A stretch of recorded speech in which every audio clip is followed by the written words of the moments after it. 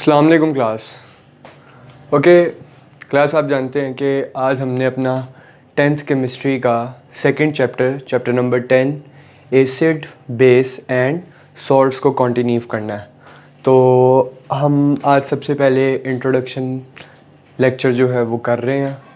इसका इंट्रोडक्शन ले रहे हैं कि हमारे पास नेचर में कौन एसिड है, कौन बेस है, कौन हमारे पास सॉल्ट्स है। तो ये बात का स्टार्ट करने से पहले हम थोड़ा बहुत कंपाउंड को ज़रा रिव्यू कर लेते हैं कि कंपाउंड हमारे पास क्या है। आप जानते हैं, मैं आपको पढ़ा के आ रहा हूँ कि हमारे पास कंपाउंड जो है वो मैटर की एक टाइप है। ठीक है, मैटर हमारे पास क्या होता था? Anything that has mass and occupy space. अब मैटर हमारे पास दो तरीके से होता था, या तो मैटर सब्सटेंस होता था हमारे पास, ठीक है, या हमारे पास जो मैटर है वो हमारे पास क्या होता था? हमारा मिक्सचर होता था। सब्सटेंस की भी आगे हमारे पास कितनी टाइप्स थी? अगेन दो टाइप्स थी। ठीक है, सब्सटेंस हमारे पास या तो एलिमेंट्स होते थे या तो हमारे पास कंपाउंड होते थे। ठीक है, तो हम कंपाउंड को ही अपने लेके चल रहे हैं। कंपाउंड हमारे पास क्या होता था? कंपाउंड हमारे पास होता था टू और more than two elements combined chemically in a fix ratio. ज़रा तवज्जो करने वाली बात यहाँ पे है कि मैंने एक वर्ड का इस्तेमाल किया है, इन अ फिक्स रेशो, यानी कि जब दो या दो से ज़्यादा एलिमेंट्स आपस में केमिकली कंबाइन होंगे और किस रेशो के साथ होंगे? फिक्स रेशो के साथ होंगे, तो रिजल्टेंट जो प्रोडक्ट बनेगा वो आपका क्या कहलाएगा? कंपाउंड। अच्छा, अब हमारे पास दो तरह के कंपाउंड होते हैं। फर्स्ट वन हमारे पास होते हैं हमारे ऑर्गेनिक कंपाउंड, और सेकंड वन जो हमारे पास होते हैं हमारे इनऑर्गेनिक कंपाउंड। अच्छा, अब ऑर्गेनिक कौन से होते हैं, इनऑर्गेनिक कौन से होते हैं? देखें, ऑर्गेनिक कंपाउंड्स वो कंपाउंड्स होते हैं जिसमें एसेंशियल एलिमेंट जो है वो हमारे पास कौन होता है? हमारा कार्बन। यानी कि वो कंपाउंड्स जिनके अंदर कार्बन की प्रेजेंस होगी वो हमारे पास हमारे क्या होंगे? ऑर्गेनिक कंपाउंड्स होंगे। और वो कंपाउंड्स जिसमें कार्बन की प्रेजेंस नहीं होगी वो हमारे पास हमारे क्या होंगे? Inorganic compounds. बात लग रही है समझ? अब देखें, टोटल एलिमेंट्स आप जानते हैं 118 है हमारे पास, 118। उन 118 में से एक एलिमेंट कार्बन निकाल दें तो पीछे 117 एलिमेंट्स बचते हैं। उन 117 एलिमेंट्स के कंपाउंड्स की स्टडी आप किसके अंदर करते हैं? इनऑर्गेनिक कंपाउंड्स के अंदर करते हैं। ठीक है, हमारा इंशाल्लाह चैप्टर भी आगे इसके बारे में, ऑर्गेनिक केमिस्ट्री चैप्टर नंबर 11, इससे नेक्स्ट चैप्टर है इंशाल्लाह, वहाँ पर जाके हम इसके बारे में देखेंगे। अच्छा, अब क्वेश्चन ये पैदा होता है कि वो जो कंपाउंड्स हैं हमारे पास, ऑर्गेनिक है, इनऑर्गेनिक है, हमने अब उसमें से ये आइडेंटिफाई करना है कि उन कंपाउंड्स में से एसिड कौन है, उन कंपाउंड्स में से बेस कौन है, और उन कंपाउंड्स में से सॉल्ट्स कौन है। बात लग रही है समझ? हमारे पास वो जो कंपाउंड्स हैं हमारे पास, ऑर्गेनिक हैं, इनऑर्गेनिक हैं, हमने ये आइडेंटिफाई करना है कि which one are acids, which one are base and which one are salts. उसमें से हमारे पास कौन है?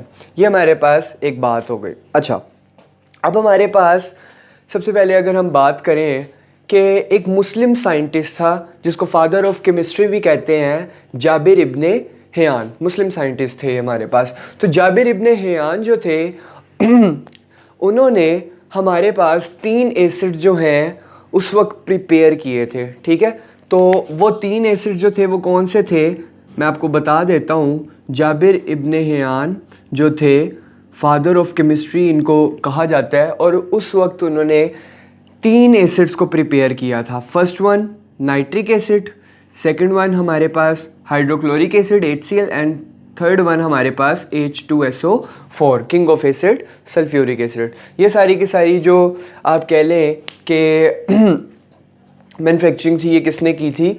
जाबिर इब्ने हैयान ने। बात लग रही है समझ? अच्छा, अब हमारे पास उसके बाद ये तीनों के तीनों थे हमारे पास नेचर में एसिड्स। अब डिफरेंट केमिस्ट आए, डिफरेंट साइंटिस्ट आए, उन्होंने अपनी अपनी थ्योरी पेश की।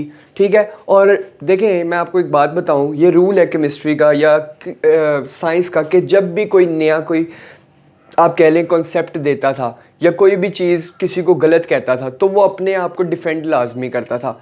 कोई भी थ्योरी कोई भी इंट्रोड्यूस करवाता था तो वो उसकी लॉजिक देता था और डिफेंड अपने आप को लाजमी करते होते थे। ठीक है, अच्छा, अब हमारे पास मैं बात कर रहा हूँ, हमारे पास जो पहला साइंटिस्ट आया था पहले साइंटिस्ट नहीं, साइंटिस्ट तो काफ़ी आए थे, लेकिन जिसकी बात को काफ़ी ऑथेंटिक समझा गया था, तो हमारे पास 1787 में एक साइंटिस्ट आया था, लेवाइजर। लेवाइजर ने जो है वो एसिड्स को कैसे जस्टिफाई किया था, ज़रा तवज्जो करें। लेवाइजर जो है 1787 में आया था और उसने एसिड्स को कैसे जस्टिफाई किया था। लेवाइजर ने ये बात कही कि बाइनरी कंपाउंड्स ऑफ ऑक्सीजन, ज़रा समझे इस बात को, जब binary compounds of oxygen water के अंदर डिसॉल्व होंगे तो वो क्या बनाएंगे, एसिड्स बनाएंगे। बात लग रही है समझ में क्या कह रहा हूँ। ये कौन कॉन्सेप्ट दे रहा है, लेवाइजर। कब, 1787 में। क्या कि हमारे पास बाइनरी कंपाउंड्स ऑफ ऑक्सीजन जो हैं, जब वो वाटर के अंदर डिसॉल्व होंगे तो वो हमें क्या प्रोवाइड करेंगे, वो हमें एसिड्स प्रोवाइड करेंगे। अब बाइनरी कंपाउंड को हमने अंडरस्टैंड करना है। बाइनरी कंपाउंड क्या होता है, देखिए बाइनरी का मतलब रिलेशन, यानी कि कोरिस्पोंडेंस, मुताबकत।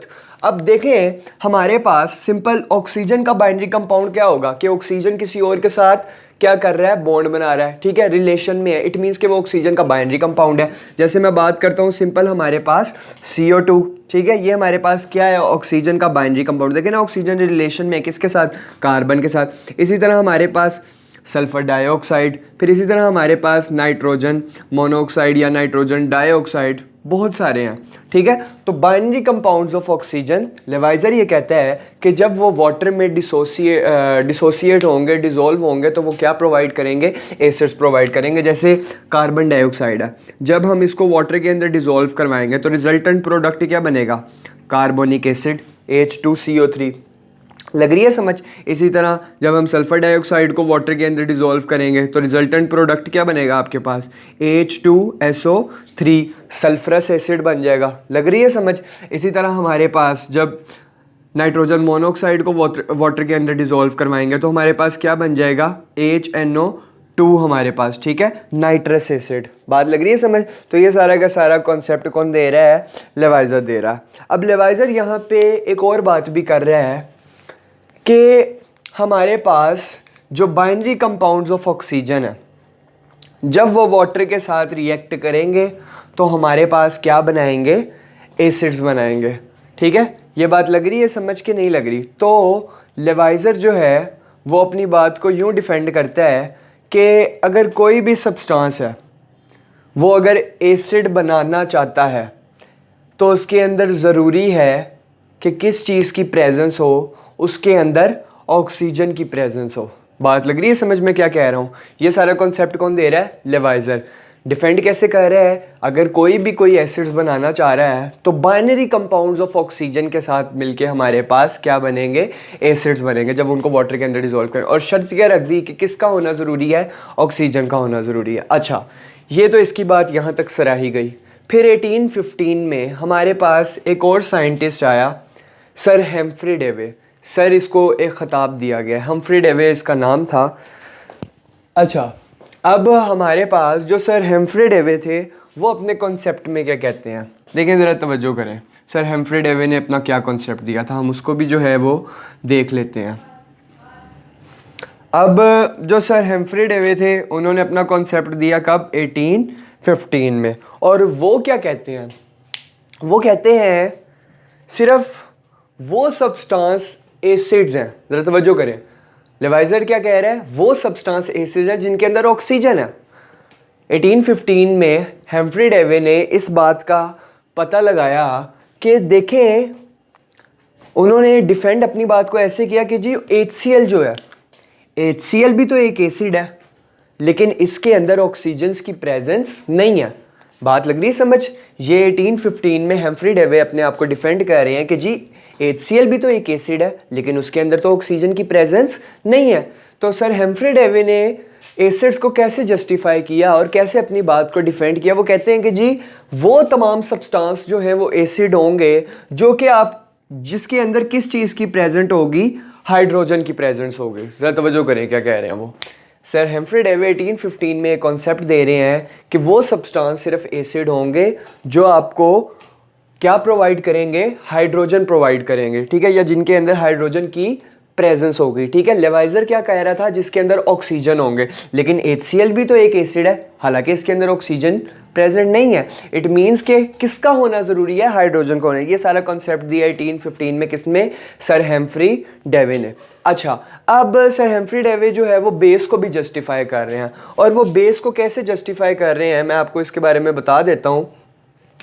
सर हेम्फ्री डेवे कहते हैं कि जब मेटेलिक ऑक्साइड्स, ज़रा तवज्जो करें, metallic oxides means metals group 1 और ग्रुप 2 के एलिमेंट, और ऑक्साइड्स ऑक्सीजन। जब मेटेलिक ऑक्साइड्स, ज़रा तवज्जो करने वाली बात है मैं क्या कह रहा हूँ। सर हेम्फ्री डेवे ने क्या कहा बेस के बारे में, कि जब हमारे पास मेटेलिक ऑक्साइड क्या करेंगे, वो हमारे पास वाटर के साथ रिएक्शन करेंगे, ठीक है, तो वो हमारे पास क्या होंगे, वो हमारे पास रेड लिटमस ब्लू हो जाएंगे। ज़रा समझे इस बात को, ठीक है। और बेस की ही ये प्रॉपर्टी होती है कि जब हम उसके अंदर लिटमस पेपर को डिप करते हैं, रेड लिटमस पेपर को, तो it should turn red to blue. बात लग रही है समझ।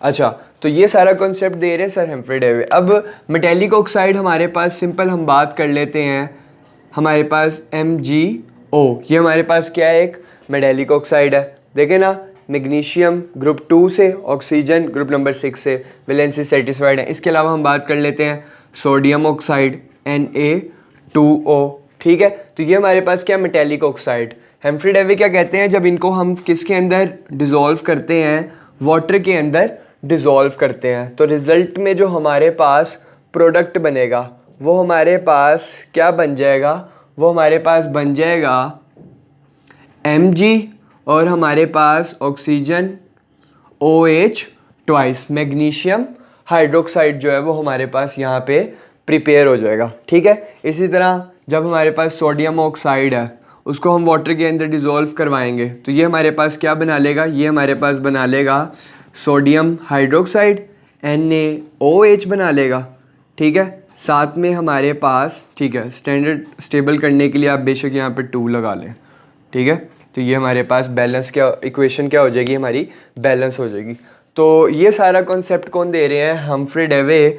क्या, कि जब हमारे पास मेटेलिक ऑक्साइड्स को वाटर के अंदर डिज़ोल्व किया जाएगा, तो वो हमारे पास किस चीज़ की अवेलेबिलिटी रखेंगे, हाइड्रोक्सल आयंस की। और यही आइडेंटिफिकेशन है सबसे बड़ी। एसिड्स क्या होंगे, जिनके अंदर प्रोटॉन होंगे, हाइड्रोजन होंगे। कौन कह रहा था ये, सर हेम्फ्री डेवे। और सर हेम्फ्री डेवे बेसिस को भी कैसे जस्टिफाई कर रहे हैं कि उनके अंदर क्या होना चाहिए, हाइड्रोक्सल ग्रुप होना चाहिए, OH। तो OH का मतलब क्या होगा कि वो क्या है, बेस हैं। ये सारा कॉन्सेप्ट कौन दे रहा है, सर हेम्फ्री डेवे। अच्छा, अब मैं आपको थोड़ा सा और इसके बारे में बता देता हूँ। देखें, हमारे पास जब साइंस सिविलाइज होना स्टार्ट हुई थी, तो जो ह्यूमंस के सेंस में फर्स्ट, ह्यूमन नॉलेज में जो फर्स्ट एसिड आया था, वो पहला एसिड कौन सा था हमारे पास, एसिटिक एसिड था, ठीक है। उसका नाम था हमारे पास एसिटिक एसिड, जो फर्स्ट एवर टाइम ह्यूमंस के नॉलेज में आया था। Acetic acid CH3COOH। और ये किसके अंदर प्रेजेंट था, ये हमारे पास विनीगर के अंदर प्रेजेंट था, ठीक है। सिरका जो हमारे पास होता है, ये एसिटिक एसिड हमारे पास किसके अंदर होता है, विनीगर, सिरका जिसे हम कहते हैं, ठीक है। मैं इसका आपको स्ट्रक्चर फार्मूला भी बना देता हूँ। कार्बोनाइल ग्रुप है हमारे पास, इसके साथ यहाँ हाइड्रोक्सल ग्रुप लगा हुआ है, और यहाँ पे हमारे पास क्या लगा हुआ है, मिथाइल लगा हुआ है, अल्काइल रेडिकल का पहला मेंबर, ठीक है। तो ये हमारे पास सिंपल क्या है, एसिटिक एसिड का फार्मूला। ये हमारे पास फ्लेवरिंग ऑफ फूड में भी यूज़ होता है, और फूड प्रिजर्वेशन में भी इंशाल्लाह जब हम आगे जाएंगे तो इसके बारे में भी हम बात कर लेंगे। तो फर्स्ट एवर टाइम जो ह्यूमन नॉलेज में पहला एसिड आया था वो कौन सा था, एसिटिक एसिड, जो कि विनीगर के अंदर प्रेजेंट था। अच्छा, ये बात तो हमारी हो गई। नेक्स्ट हमारे पास देखें, मैं आपको बता देता हूँ, हमारी बॉडी में जो है ना वो स्मॉल क्वांटिटी में क्या प्रेजेंट होता है, एसिड प्रेजेंट होता है, ठीक है।